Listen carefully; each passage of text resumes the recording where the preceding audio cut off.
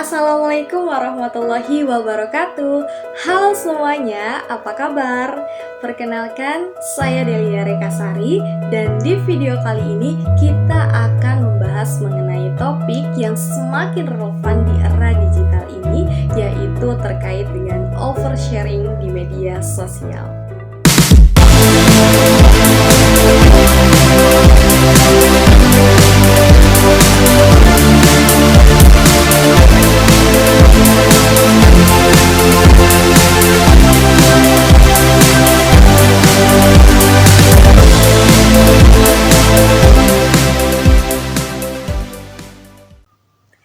Kita semua suka berbagi terkait dengan momen spesial ataupun kisah-kisah seru dari cerita sehari-hari. Mungkin awalnya kita hanya ingin melepas penat ataupun menghibur diri. Namun lama-lama tanpa kita sadari, semakin kita nyaman dengan berinteraksi di media sosial, banyak hal-hal yang sebetulnya itu adalah privasi, namun dengan mudahnya kita bagikan ke dunia publik. Nah, dari sini timbul pertanyaan, apakah teman-teman pernah berpikir bahwa terlalu banyak berinteraksi ataupun berbagi tentang kehidupan sehari-hari di media sosial juga bisa membawa risiko? Di balik kenyamanan berbagi, terdapat ancaman tersembunyi terhadap privasi dan juga keamanan digital kita. Di video kali ini, kita akan membahas terkait dengan apa itu oversharing, bagaimana risiko yang mengintai, serta langkah-langkah yang dapat kita lakukan agar tetap aman di dunia maya. Mari kita simak video selanjutnya. Jadi apa sih sebenarnya oversharing itu? Sederhananya, oversharing adalah ketika kita membagikan informasi pribadi secara berlebihan di media sosial. Ya, informasi pribadi yang dimaksud itu bukan hanya sekedar foto keluarga ya teman-teman. Ini juga bisa berbentuk data kesehatan, atau mungkin misalnya detail keuangan yang seharusnya tidak diketahui publik, dan juga bisa terkait dengan data digital seperti password atau informasi akun. Bahkan sekarang kan banyak sekali biodata diri yang bisa kita simpan di media elektronik, dan masih banyak masalah-masalah pribadi juga seperti halnya masalah keluarga atau masalah lainnya yang seharusnya menjadi urusan pribadi. Nah, dan fakta menarik nih guys, juga datang dari Pew Research Center bahwa sekitar 70% orang dewasa merasa bahwa banyak orang itu cenderung membagikan informasi yang terlalu pribadi. Wah, bayangkan nih teman-teman, betapa umum dan bahayanya fenomena ini.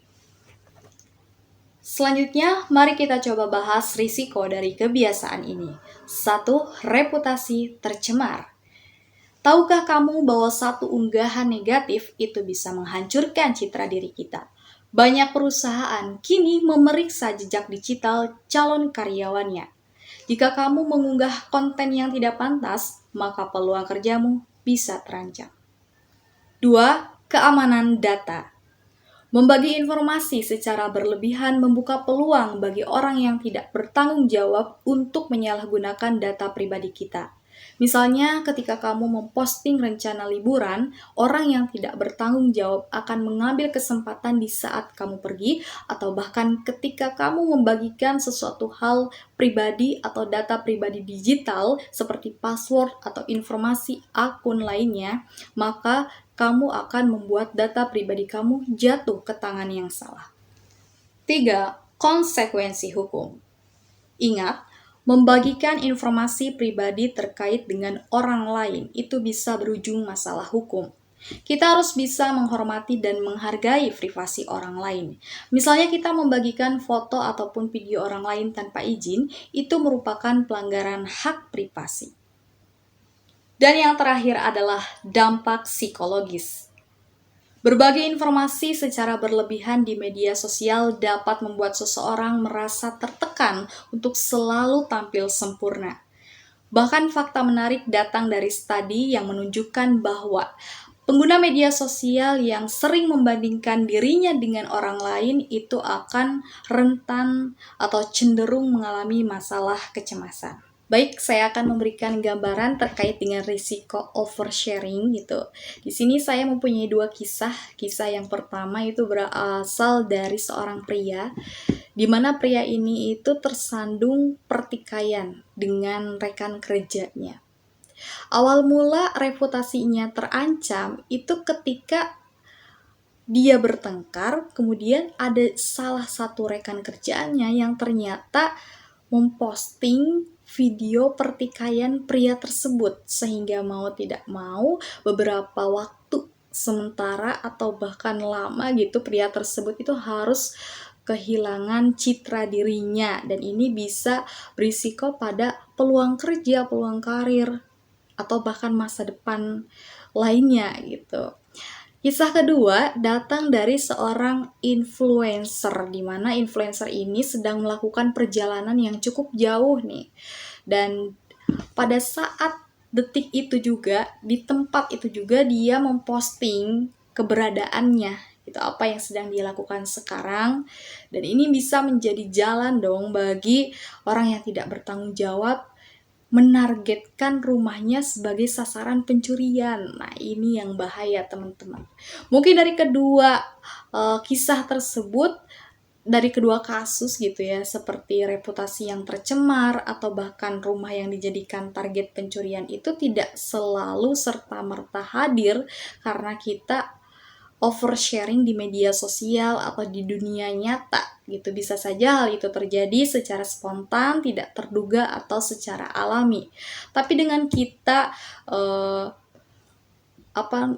tidak membagikan informasi pribadi secara berlebihan, itu kan bisa meminimalisir ya kasus-kasus kriminal yang tidak diinginkan. Seperti halnya tadi, kenapa sih data kesehatan saja itu tidak boleh secara mudah disebarkan di dunia publik gitu, karena hal-hal seperti itu bisa menjadi otak pikiran bagi pelaku kejahatan gitu kan. Kita tidak tahu ya bagaimana jalan pikiran semua orang itu seperti apa gitu. Kadang bisa saja kelemahan yang ada pada diri kita nih itu bisa menjadi peluang baru bagi mereka yang tidak bertanggung jawab. Nah, maka dari situ pentingnya menjaga privasi dan tidak terlalu banyak atau sering membagikan informasi pribadi khususnya di media sosial.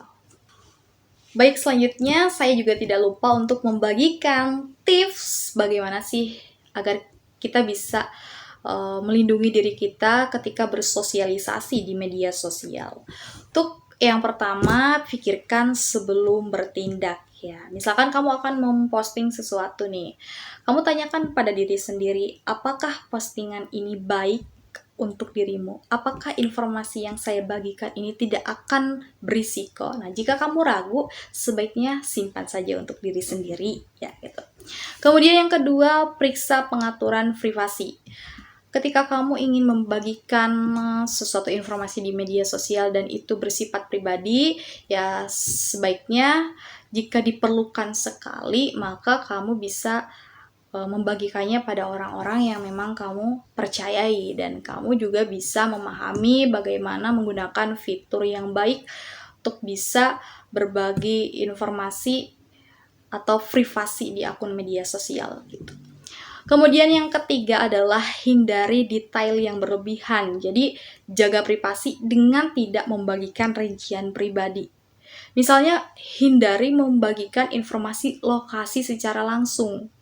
Kamu liburan nih, atau kamu ada di tempat kerja atau dimanapun berada, dan detik itu juga kamu memposting saat-saat kamu berada di tempat itu, di lokasi itu gitu. Nah, itu sebaiknya tidak disarankan seperti itu ya teman-teman. Sebenarnya itu hak pribadi sih ya, memposting apapun, kapanpun, dimanapun, itu sebetulnya hak pribadi. Cuma untuk menjaga diri atau meminimalisir kasus-kasus kejahatan, ya kenapa tidak gitu. Apalagi ketika kamu bepergian jauh, berkepentingan sesuatu, dan kamu merasa ragu dengan hal-hal pribadi, ya lebih baik kamu menjaga diri ya. Bisa memposting pada waktu berikutnya atau hari-hari berikutnya, ya seperti itu. Kemudian yang terakhir adalah bersikap proaktif gitu. Jika kamu merasa video yang dibagikan ini berisiko, ya seperti tadi, segera hapus gitu. Dan kamu juga bisa mempertimbangkan ya untuk mengubah pengaturan privasi agar tidak diakses oleh publik gitu. Dan pokoknya akses digital ini yang terpenting sih ya untuk bisa menjaga privasi diri pribadi. Baik, poin demi poin sudah tersampaikan dan saat ini saya sangat senang bisa berbagi terkait dengan oversharing di media sosial. Walaupun saya yakin teman-teman semua pasti sudah paham dan mengerti terkait dengan risiko oversharing ini, tapi setidaknya ini bisa menjadi pengingat kembali. Terima kasih telah menyaksikan video ini dan harapannya video saya bisa bermanfaat dan membuat kita sadar akan risiko oversharing. Ingat, berbagi informasi adalah hak kita, tetapi dengan hak tersebut datang tanggung jawab. Jangan lupa untuk like, share, and subscribe agar bisa mendapatkan konten menarik lainnya. Mari kita jaga privasi kita bersama-sama. Sampai jumpa di video berikutnya. Semoga hari kalian menyenangkan dan sukses. Wassalamualaikum warahmatullahi wabarakatuh.